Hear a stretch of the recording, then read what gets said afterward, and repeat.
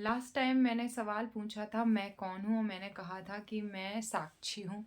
दूसरी वीडियो में आंसर किया था। फिर एक और मैंने वीडियो बनाया था और मैंने पूछा था मैं कौन हूँ, और उसमें मैंने मतलब कि विजुअल्स यूज किए थे जिसमें मैं दिख रही हूँ कि मैं ही आकाश हूँ, मैं ही मछली हूँ, मैं ही ये हूँ, मैं हूँ वो हूँ। अभी तीसरी वीडियो है इस श्रृंखला की, मैं कौन हूँ। तो मैं कहती हूँ मैं, हाँ मैं आए, मैं ऊर्जा हूँ। और ये वैज्ञानिक, मनोवैज्ञानिक, प्राकृतिक, शारीरिक, सामाजिक, हर तरीके से प्रूवन है। चले कैसे? एक बाल निकाल दूं या एक मतलब कितना सा एरिया लूँ अपनी स्किन का, और साइंटिफिकली माइक्रो उससे देखें तो सेल्स हैं, मतलब कोशिकाएं में बने हुए हैं।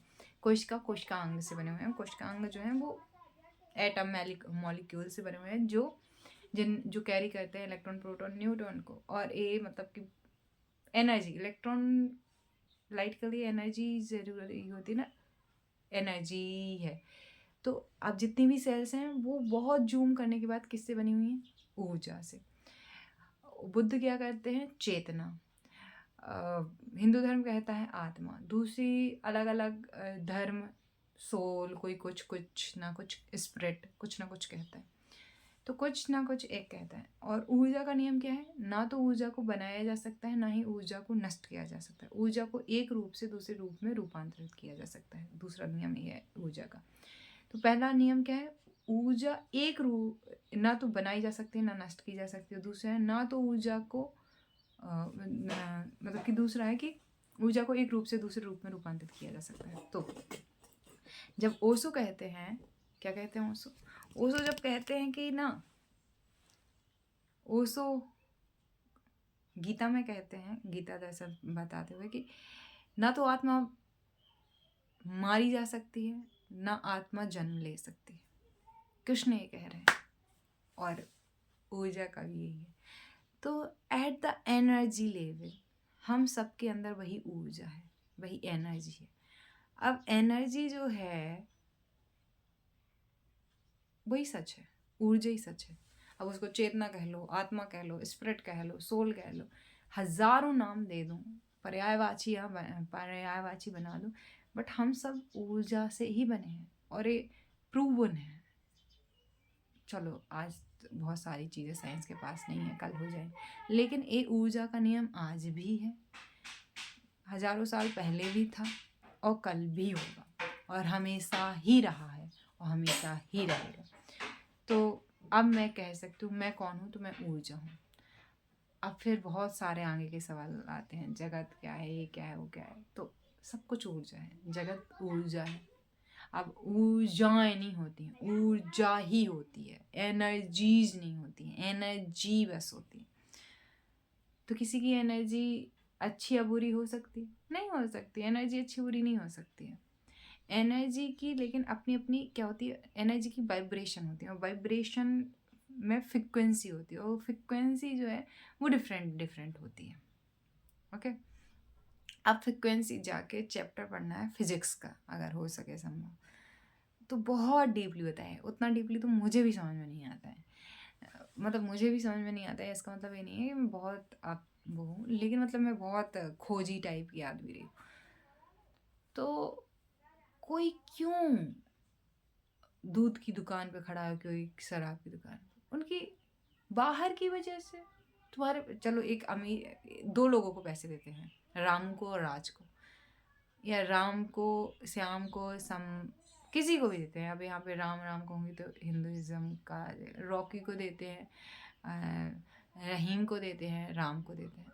अब वो तीनों कहाँ खर्च करेंगे? तो इन नाम के आधार पर मैं कहूँगी बाहर से राम शराब की दुकान पे नहीं जाएगा, रहीम शराब की दुकान पे नहीं जाएगा, और रॉकी शराब की दुकान पे नहीं जाएगा। लेकिन व्हाट इफ राम शराब की दुकान पे चला जाए तो मैं कहूँगी हिंदू गलत।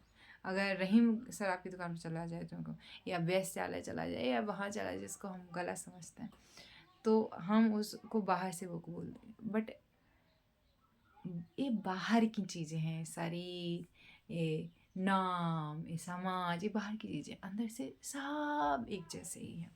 ऐसा एक भी व्यक्ति नहीं है जिसके अंदर गंदा से गंदा जो इमोशन है वो ना हो, और ऐसा एक भी इंसान नहीं है जिसके अंदर अच्छे से अच्छा इमोशन ना हो। कब वो बाहर निकलेगा डिपेंड करता है कि हमारी फ्रिक्वेंसी कैसी है। फ्रिक्वेंसी कैसे हमें पता चलेगी? अपने आप प्रेजेंट देखिए, आप कैसे लोगों के साथ बैठते हो। चलो कैसे लोगों के साथ बैठते हो ये तो फिर भी एक लिमिटेड है, क्योंकि आप चाहते हुए भी ना ओशो के साथ नहीं बैठ सकते, आप चाहते हुए भी ना जिद्दू कृष्णमूर्ति के साथ नहीं बैठ सकते, आप चाहते हुए कृष्ण के साथ नहीं बैठ सकते। आप चाहते हुए क्या कर सकते हो? आप चाहते हुए कंटेंट समझते हो कि आप कौन सा देखोगे। आप देखो आप किसको देखते हो, और आप देखो कि जिसको आप देखते हो उससे क्या लेते हो। एक ही मूवी देखेंगे हज़ारों लोग, लेकिन उस मूवी को देखने के बाद आपका मूवी का टेस्ट क्या है, आपका कंटेंट का टेस्ट क्या है।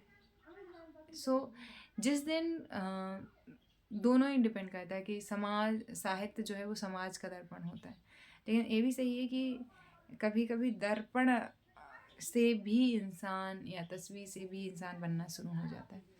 तो जो कंटेंट होता है, जो आप देखेंगे, जो आप सुनेंगे, वो आप सोचेंगे, और जो आप सोचेंगे वो आप बनेंगे।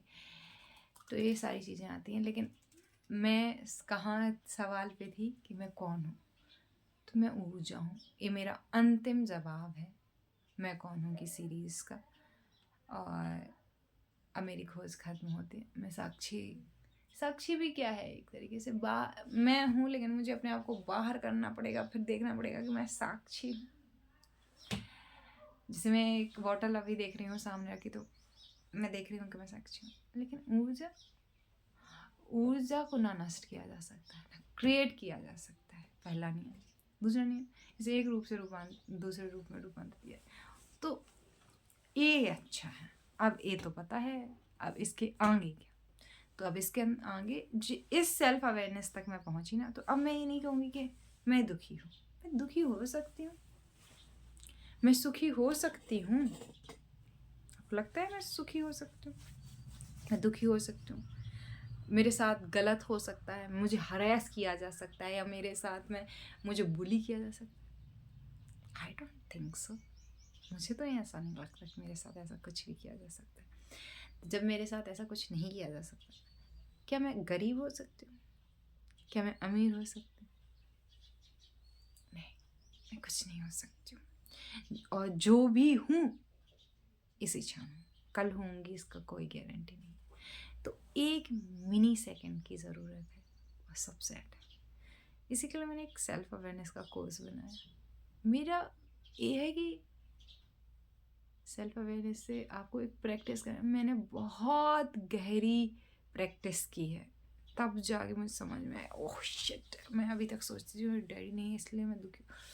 समझ में आया कि नहीं भाई, दुख मुझे महसूस करना था इसलिए मैं दुखी थी। इमोशनली इंडिपेंडेंट, फाइनेंशियल फ्रीडम से ज़रूरी है।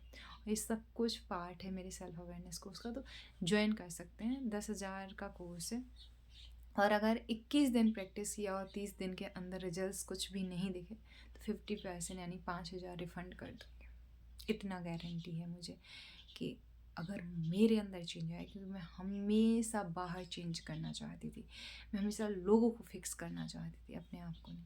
आज मैं बाहर नहीं भागती हूँ, मैं अंदर भागती हूँ। जैसे वो सो कहते हैं कि एक जैन गुरु थे, वो बहुत बढ़िया थे, तो उनके बारे में बहुत कुछ सुना हुआ था। तो एक व्यक्ति ने उनको बुलाया, वो ऊपर खाना खा रहे थे, सब लोग खाना खा रहे थे। भूकंप आते ही रहते हैं, जापान में भूकंप आया, सब लोग भाग खड़े हुए, जीना से उतरने लगे, करने लगे, वो करने लगे।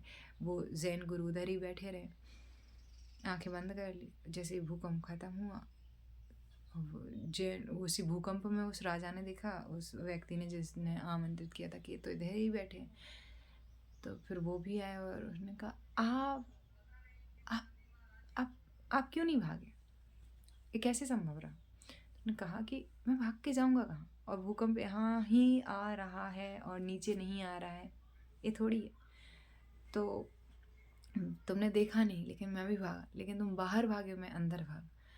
जब तुम समझते हो कि ना तुम क्रिएट हो ना तुम डिस्ट्रॉय किए जा सकते हो, एक रूप से रूपांतरित, एक फॉर्म से दूसरे फॉर्म में ट्रांसफॉर्म बस हो गए, तो अब तुम जो भी करोगे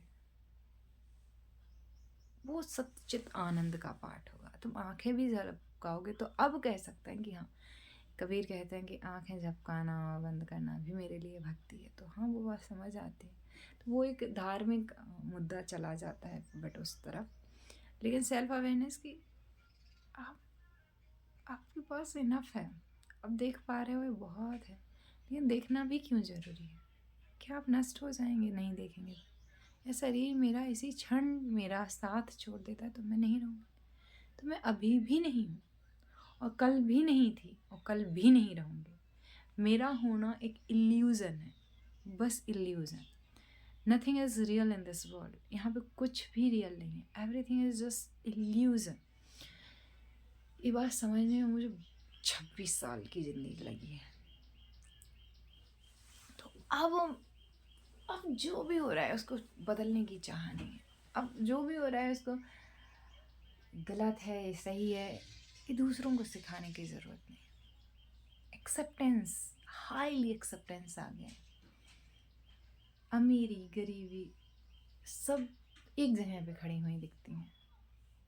कुछ भी ऐसा नहीं दिखता कि जो मुझसे अलग है। सब ऐसा लगता है कि मेरे अंदर है और सब ऐसा लगता है सब में मैं हूँ। लेकिन सब में मैं हूँ मतलब ये सेल्स है, ये हाथ है। ये हाथ कहे कि मुझे तो ये जानना है कि परमात्मा कौन है, तो ये जान पाएगा नहीं। जैसे मैं कहूँ कि मैं परमात्मा है, नहीं, संभव नहीं है कि तुम ही परमात्मा हो। अगर तुम परमात्मा है, कोई भी परमात्मा मतलब कि नहीं है, कहीं पे भी नहीं है। तो एथीस्ट भी सही है और अथीस्ट भी सही है, धार्मिक भी सही है, मतलब कि जो आस्तिक है वो भी सही है और जो नास्तिक है वो भी सही है। तुम जो सोचते हो तुम उसके अलावा कुछ नहीं हो। तुम कहते हो मैं कंफ्यूज हूँ, तुम कंफ्यूज हो। तुम सोचते हो मैं समाज सुधार कर रहा हूँ, मैं समाज सुधार कर रहा हूँ, छटपटाहट है, छटपटाओ, तुम छटपटाहट ही हो। तुम कहते हो मैं शांत हूँ, तुम क्षण शांत हो जाता। तुम कहते हो मैं बुद्ध हूँ, तुम बुद्ध हो जाता। तुम कहते हो मैं कृष्ण हूँ, तुम कृष्ण हो जाता। तुम कहते हो मैं चाणक्य हूँ, तुम चाणक्य हो जाता। तुम कहते हो मैं हूँ, मैं जो मैं हूँ, मैं नेहा हूँ, तुम्हें कहूँ मैं नेहा हूँ, नेहा हो जाती हूँ। जिस क्षण तुम पूरे 100% के साथ कुछ भी धारण करते हो, मतलब धारणा बनाते हो, वो ध्यान बन जाता है, मतलब उसी प्रवाह में रहते हो, वही समाधिस्थ हो जाते हो। कभी संप्रज्ञा समाधि, कभी निर्वी समाधि, कभी सभी समाधि, कभी सभी समाधि, कभी निर्वी समाधि। और निर्वी समाधि तक आते आते आपको समझ में आता है कि आपको जंगल या जन यानी कि वन और घर दोनों ही एक जगह है, क्योंकि आप कुछ हो नहीं, आप ऊर्जा हो। या ऊर्जा भी नाम क्यों देना है, देने के लिए कोई ना कोई वर्ड यूज करना है, इसलिए मैंने कह दिया ऊर्जा। बट जो भी एक है उसको नष्ट नहीं किया जा सकता, उसको बनाया नहीं जा सकता, वो है। हम कहें कि मैं सांस के दम पे जिंदा हूँ ऑक्सीजन के लिए, लेकिन व्हाट इफ जमीन के कई अंदर वो नहीं था। और अफ्रीका का एक आदमी की कहानी बता रहे थे उसको, वहाँ पे वो 20 या 40 साल तक उसने तपस्या की। और जब वो निकला, खाने को कुछ नहीं, करने को कुछ नहीं, सांस लेने के वहाँ सांस भी नहीं जा सकती, मतलब ऑक्सीजन भी नहीं, वो जिंदा था। पीला पड़ गया था लेकिन जिंदा था।